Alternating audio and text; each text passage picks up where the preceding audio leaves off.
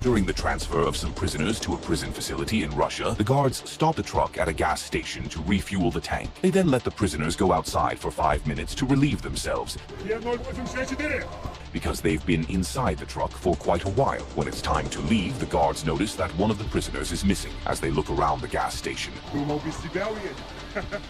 one of them finds a man named Sergei Kravenov standing alone at the back. The guard thinks Sergei wants to escape, and he jokes about how it's impossible because the wolves in the area will kill him. Just then, he takes Sergei back to the truck, and they continue their journey to the prison. As they get there, Sergei is assigned to a cell with a cellmate named Mofo. Interestingly, Mofo doesn't like the idea of having a cellmate, but Sergei tells him not to worry because he'll be gone in 3 days. Mofo doesn't get this, but he allows Sergei to go to his bed. The next day, while the inmates are in the yard, Sergei trains with a barbell, but 2 guys soon come over to tell him to leave the bench because it's in a private area. Sergei tells them to leave him alone, but they refuse to do this. As they try to press the weight on Sergei, he pushes them back and beats them up. Shortly after, while he's walking around the cell block, an inmate tells Sergei that his boss, Semyon, wants to see him. Sergei doesn't have a problem with this, and he goes into a nearby office to meet Semyon. As Semyon sees him, he asks if Sergei is the one who nearly killed his men. Semyon also asks if he knows who he is, and Sergei says he knows him to be a gangster whose guns have killed many people around the world. Semyon then asks who he is, and Sergei mentions that he's a hunter who hunts bad people. Semyon doesn't think Sergei is telling the truth, and he says that the vigilante called the Hunter is a myth. Despite this, Semyon tells his men to lock the door. Just before he asks Sergei what his name is, Sergei says his name is Kraven, but that he's sure Semyon won't tell anyone. As Semyon wonders what he means, Sergei kills him and his men before breaking out of the prison. The guards try to stop him, but Sergei appears to have superhuman physical abilities that allow him to crawl, jump, and run really fast. After he successfully escapes, he sees a plane waiting for him and boards it. Just as the plane takes off, his pilot asks how the mission went, and he says it was successful as always. During the flight, Sergei looks at a tarot card in his hand and remembers what happened to him when he was younger. 16 years ago, Sergei and his half-brother, Dmitri, are informed that their dad, Nikolai, is at their school to pick them up. The boys are shocked by this, but as they enter Nikolai's car, he tells them that Sergei's mom has killed herself. She took own life. She was weak.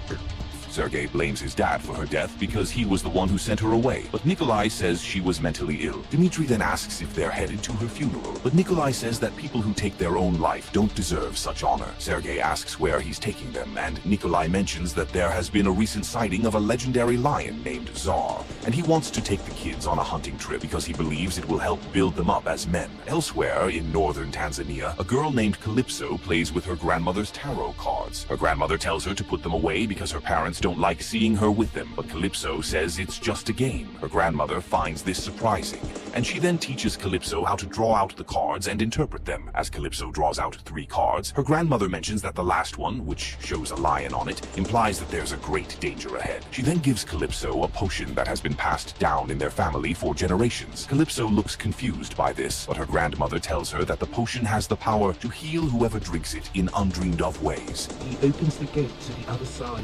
As she tells Calypso to keep it, she says that her granddaughter will know what to do with it when the time is right. A few days later, Nikolai starts hunting down animals in Tanzania. After he kills an antelope, he calls Sergei to come and touch the animal. As he does this, Nikolai tells Sergei never to fear death. He adds that the animals are merely prey, while humans are meant to be predators. He then stands up and insults Dmitri for looking weak. Later that night, Sergei apologizes to Dmitri for the way their father insulted him earlier. Dmitri says he's used to it already because he's Nikolai's illegitimate child, and he knows that his dad will never respect him like his older brother. Sergei tries to cheer him up, and he says that their dad will respect Dmitri one day. While Nikolai and his men sit outside their tent, they hear a strange sound coming from the woods. A scientist named Alexei asks if it's Tsar. Is it the Tsar?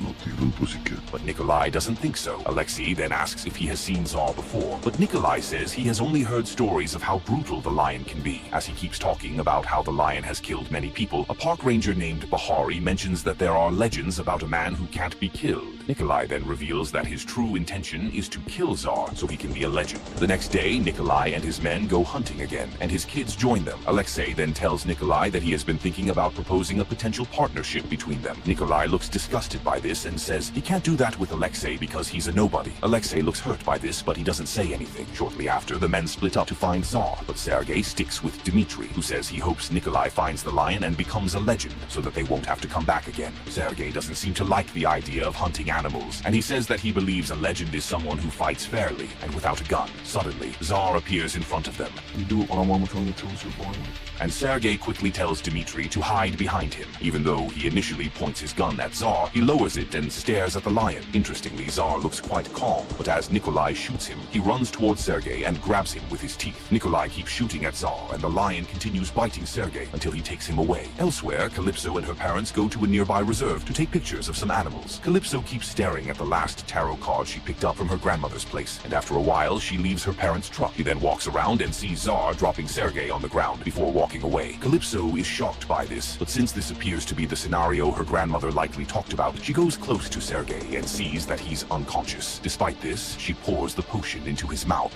Calypso, look! And this triggers a series of reactions that give Sergei some superhuman abilities, but Calypso doesn't seem to know this. After she calls for help, an ambulance arrives to take an unconscious Sergei to the hospital. Before the ambulance leaves, Calypso places the tarot card in his hand and steps back. Sergei is then taken to the hospital, but the doctors struggle to revive him. After he's pronounced dead, the heart rate monitor suddenly starts working again, and the nurse inside the room looks shocked. Shortly after, Sergei is taken to the general ward, and as he stares at the tarot card, a doctor comes in to tell him that he's very lucky to be alive. Sergei thanks her for saving him, but she says she didn't do anything. Sergei doesn't understand this, but the doctor says she's still going to run some more tests to figure out what happened. Almost immediately, Dmitri comes into the room and hugs Sergei. Nikolai also follows him, and the first thing he asks is why Sergei didn't shoot Tsar. Sergei just stares at him, and Nikolai says they're already leaving. The doctor says he needs to stay back to recover. Clinically, he was dead for more than 3 minutes. Because he was dead for a few minutes, but Nikolai insists that they need to leave. When they get home, Sergei reads one of his mom's old letters, in which she tells him not to be like his dad. Almost immediately, Nikolai calls Sergei to come to his office. He then mentions that he doesn't want Sergei to be weak like his mother, because he's the one who will take over his business one day. After this, Nikolai shows him Tsar's head mounted on the wall in his office, and Sergei looks shocked. He then says that Tsar should have killed his father. Nikolai cannot believe this, and he pushes his son away while asking what has come over him. Sergei then runs to his room and closes the door. As he sees a bird in front of his window, he stares at it for a while before deciding to pack his bag so he can leave the house. While he's packing his things, he sees the shirt he got injured in, and as he picks it up, Calypso's grandmother's potion bottle falls out of it. He looks shocked because he doesn't know what it is, but he keeps it in his bag. That night, Sergei sneaks out of the window to leave the house without being seen. Unfortunately, a part of the roof he's walking on breaks, but instead of falling badly, he maintains a strong stance on the ground, and this leaves him shocked. I can't explain it.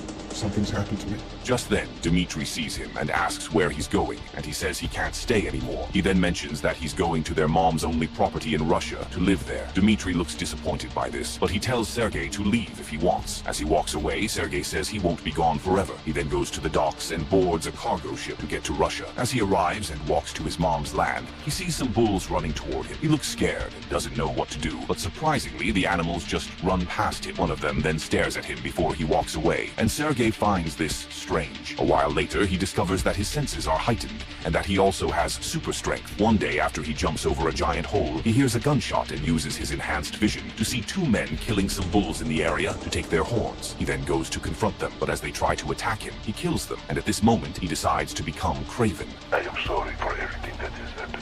In the present day, Kraven gets off the plane and heads to his mom's old sanctuary, which he has renovated. As he gets inside, he falls on the bed and takes a nap. When he wakes up, he sees some men removing the horns from the bulls they just killed. Before they leave, he confronts them and asks why they killed the animals and took only their horns. The leader of the poaching team, Andre, says it's because they can, and Kraven sounds disgusted to hear this. He then attacks one of the trucks and kills the men inside, but Andre escapes. When he returns to the city, he goes to the office of his boss, Mr. Tagland, to report what happened. Surprisingly, Andre sees Kraven in his boss chair, and this leaves him confused. As he realizes that Kraven is the hunter, he begs for his life. Despite this, Andre gets killed because his name is on the list of poachers and bad guys that Kraven is hunting down. Elsewhere, Calypso is now a lawyer in London, and she attends the funeral of a colleague who was recently killed for standing up to Semyon. Memorial services will be held later today. After the funeral, Kraven goes to meet her to share his condolences, but she doesn't know who he is. He then shows her the tarot tarot card,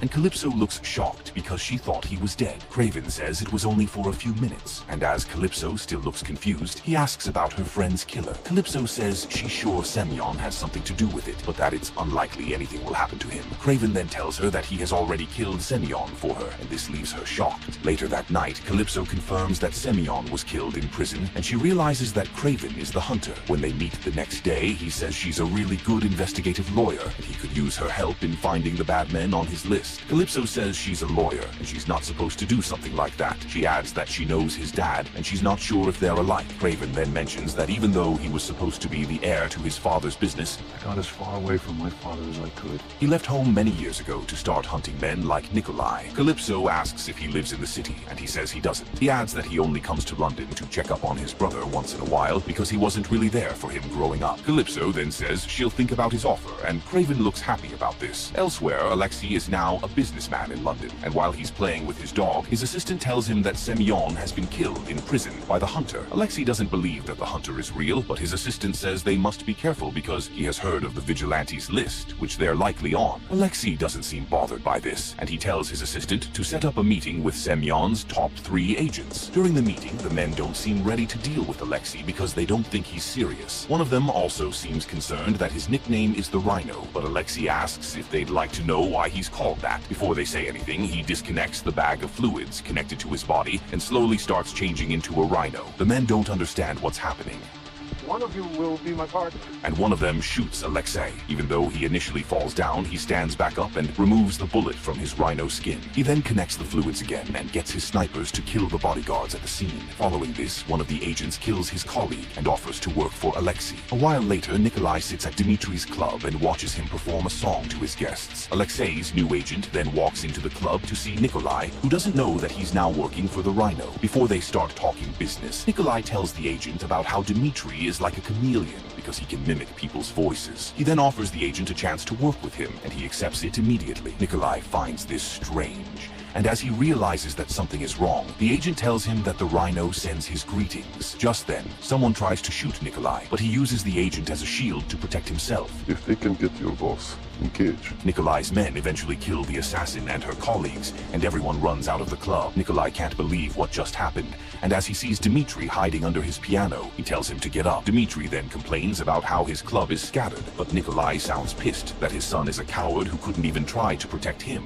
Elsewhere, Alexei's assistant gives him an update that the attempt to kill Nikolai has failed. Alexei looks disappointed and says that he knew it wouldn't be easy to kill Nikolai. Just then, his assistant mentions that someone slid a flash drive under his door. As Alexei checks what's on it, he sees a video from the prison in Russia, which shows that Sergei is Kraven. He looks shocked by this, but he tells his assistant to inform a man named the Foreigner about the new development, because he has also been looking for the hunter. Interestingly, the Foreigner happens to be an assassin who has the ability to hypnotize his targets to make it easier to kill them. While he's at the Russian prison, a guard asks what he's doing on the premises, and he says he wants to find the prisoner who killed Semyon. The guard says he's not supposed to be there, Меня зовут Foreigner, потому что я ниоткуда. but the Foreigner then uses his powers to swiftly move to the man's back before killing him. Back in London, Kraven goes to see Dimitri on his birthday. Dimitri looks happy to see his brother, and he gives him a suit to wear to his club for a birthday dinner he has organized. As they get there, Dimitri talks about what happened the previous day, and he mentions that he wants to be strong and fearless so that their father will respect him. Kraven says that their dad's respect shouldn't mean anything to him because he's a criminal, but Dimitri still insists that he doesn't want to be seen as a coward. Just then, Nikolai arrives at the club and says he couldn't miss the chance to see his 2 sons together. Kraven doesn't look happy to see him, but he still shakes Nikolai's hand before he sits with them to have a drink to celebrate Dimitri's birthday. Shortly after, Dimitri gets drunk at the club, and Kraven takes him back home. Before he falls asleep, Dimitri says he has forgiven his brother for leaving him alone many years ago. I know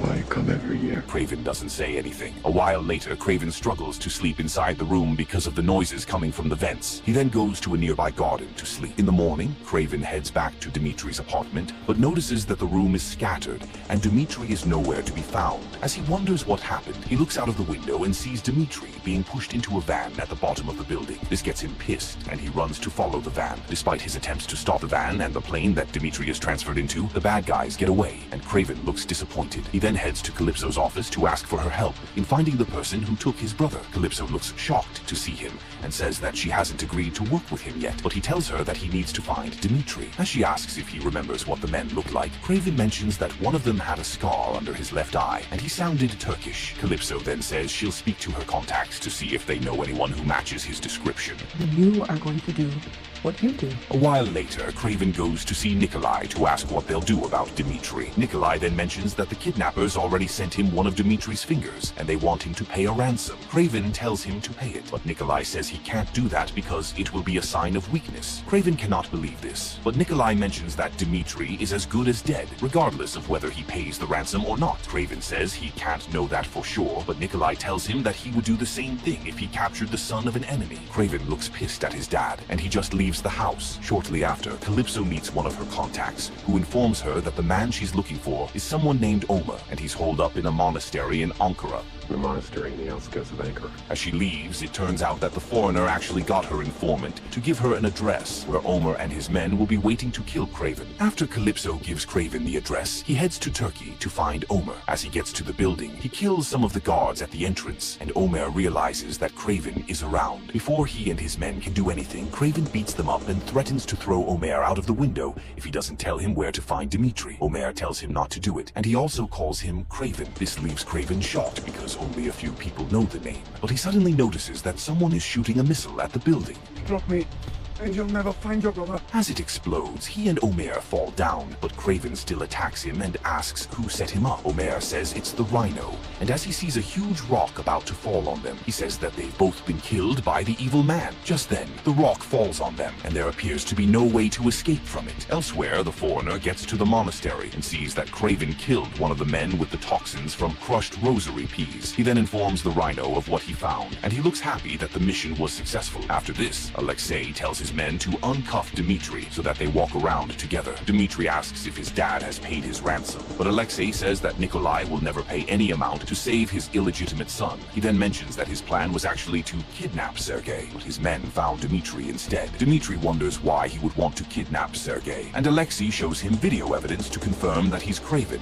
Apparently that's what he calls himself now. Dimitri cannot believe this, but Alexei tells him about Kraven's list and how he has gotten Kraven killed because he doesn't want the hunter to get to him first. Back at the monastery, Alexei's men decide to take video evidence that Kraven is dead, but he appears behind them and kills them. He then calls Calypso to tell her that the Rhino set him up. He also warns her to leave her office and head to a nearby cargo terminal to get on a plane to Russia before the Rhino sends his men to kill her. Back at the Rhino's house, he shows Dimitri his fluids and talks about how he knew he would never impress Nikolai, so he kept looking for ways to get stronger. He then mentions that he eventually met a biochemist named Miles, who was developing a procedure to increase human strength. He also agreed to be experimented on, and that's how he's able to transform into a rhino, even though the entire process is painful. I'm taking over your father's territory. He then tells Dimitri to work with him to take down Nikolai and Kraven, but he says he'll never betray his family. As Alexei is about to kill him, his assistant mentions that he hasn't heard back from their men at the monastery. Alexei looks disappointed and says that Kraven is probably still alive. Suddenly, they notice that the guards downstairs aren't responding to their radios anymore, and as they wonder if Kraven is around, it turns out to be the foreigner who uses his powers to walk into the Rhino's apartment. Alexei then realizes that the foreigner is the one who broke into his house, and he jokes about how he might just kill him one day. After a while, Alexei asks the foreigner why he's so interested in Kraven, and he says that the hunter killed his mentor. He adds that he has always believed Kraven had no weaknesses until Alexei found Dimitri. As he says he's now thinking of ways to exploit that weakness, Alexei asks what he has in mind, and the foreigner tells him that they need to head to Russia to find Kraven because the toxins he used at the monastery are from indigenous plants in the country. My mentor was one of the greatest assassins who ever lived. Shortly after, Calypso gets to Russia with Kraven's help, and he takes her to his sanctuary. While she's there, she sees the ingredients on the table and asks what he's trying to make. He then shows her the potion bottle he found in his shirt many years ago, and Calypso says it belonged to her grandmother. Kraven says that the potion saved his life, and he has been trying to figure out what was inside. As he asks if he can get more, Calypso says that she has no idea because her grandmother father died a while ago. Meanwhile, the Rhino arrives in Russia with the foreigner, who has developed a poison which he plans to use to kill Kraven. He says that the poison will first bring on his darkest nightmares before paralyzing his vital organs, which will lead to his death. The Rhino is impressed by this, and as they get close to Kraven's sanctuary, he calls Kraven to offer him a chance to work with him. Kraven ends the call and picks up his weapons to prepare for when the Rhino and his men arrive on his land. We work together. You could be my partners. Shortly after, the Rhino's men reach the woods, and Kraven starts killing them. Unfortunately, the foreigner manages to shoot him with the poison, and Kraven starts having hallucinations of his dead mom while she complains about seeing invisible spiders. Kraven fights this and tries to beat up the foreigner, but he's unable to do so because the poison is quite effective. After Kraven falls to the ground, the Rhino's men see the foreigner about to kill him, so they head back to meet their boss. Before the foreigner pulls the trigger though, Calypso shows up and shoots one of his eyes with her arrow. He instantly falls to his death, and as Calypso tries to revive Kraven, she pours a potion into his mouth. This makes him conscious again, and he says he knew that Calypso still had more of the potion. She then mentions that she didn't give him because she wasn't sure she could trust him with her family's deepest legacy. You're not the only one with secrets. Elsewhere, the Rhino's men tell him that Kraven is dead, and he looks happy about this. As they leave, though, they see some bulls running toward them. The bulls eventually knock down the trucks, and Alexei disconnects his fluid pipe to fully transform into the Rhino. As Kraven shows up, they start fighting each other, and the Rhino appears to be very strong. Before he kills the hunter, Kraven stabs the hole in his stomach, and he starts bleeding. As he gets weaker, Kraven gets the bulls to run him over, and this leaves him powerless. Kraven then asks who leaked his video to him, and the Rhino says he can't believe that the hunter can't see what's right in front of him. Almost immediately, Dmitri shows up with a gun to shoot the Rhino, but Kraven tells him not to do it. Just before the Rhino takes his last breath as he gets weaker, he tells Kraven and Dmitri that he regrets meeting them and their father. A while later, Kraven goes to meet Nikolai while he's hunting in northern Russia. He told the Rhino who I was. Nikolai asks how he found him, and Kraven says he's a good hunter. He then accuses his dad of sending the video to the Rhino, and Nikolai confirms this. He says he did it because he knew that only Kraven could help him kill the Rhino before the evil man came for him. He then offers Kraven the chance to let them work as father and son, but he says he's not interested because his dad is a bad man. As he walks away, he tells his dad to never fear death, just like he taught him. Nikolai sounds surprised by this, but before he realizes what's happening, a bear shows up out of nowhere and kills him. A year later, Kraven goes to Dmitri's bar to celebrate his brother's birthday. As they sit together, Dmitri talks about how his experience with the Rhino freed him and made him feel born again. He adds that he recently met a doctor who really helped him, and as Kraven asks what he means, some of Nikolai's old associates come to the table to shake hands with Dmitri. Kraven looks shocked and asks what's happening. I thought you said you were going to sell Papa's assets and get out of the business. And Dmitri says he's taking over their dad's business. Kraven cannot believe this, and he says he didn't save Dmitri just to see him become like their father. Dmitri says that Kraven was the one who got him into the mess in the first place, and that he's just like their father. Kraven says he's different because he has a code he follows, but Dmitri thinks he's worse than their father. Before Kraven says anything, Dmitri mentions that he knows what really happened to their dad, even though it was reported that he died during a hunting accident. He adds that despite the fact that Kraven thinks he has a code, he's just another man who is hunting for a trophy. Dmitri then walks out of the bar, but Kraven follows him. As he touches his brother, he sees that he can now shapeshift. Kraven cannot believe this, and he asks Dmitri about the doctor he went to meet. Dmitri then says that he believes Kraven wants him to be weak, so that he'll be the only one who is strong. He adds that he has always been a chameleon, and he's happy to now be free to do whatever he wants. He also mentions that with the Rhino and their dad already dead, he plans to take over the entire business. You should see the look on your face. Kraven says he can't let him do that, but Dmitri just tells him to go home and see what Nikolai left for him. After Dmitri walks away, Kraven goes home and sees a letter Nikolai left him, along with a vest made with Tsar's fur. In the letter, Nikolai tells Kraven to embrace who he really is. He adds that they're very much alike, and they're the greatest hunters the world has ever known. Just then, Kraven puts on the vest and sits on a chair while looking at himself in a mirror. After drinking a potion that gave him superpowers, Kraven began hunting down all the bad men who engaged in poaching or illegal hunting. He also didn't forget what Nikolai did to Tsar, and he made sure that his father got killed by a bear. Unfortunately, though, Kraven now has to go up against his brother, who not only took over their father's business, but is also now a villain called the Chameleon. Do you think Kraven will have to kill his brother, or will he be able to save Dmitri before he becomes like their father?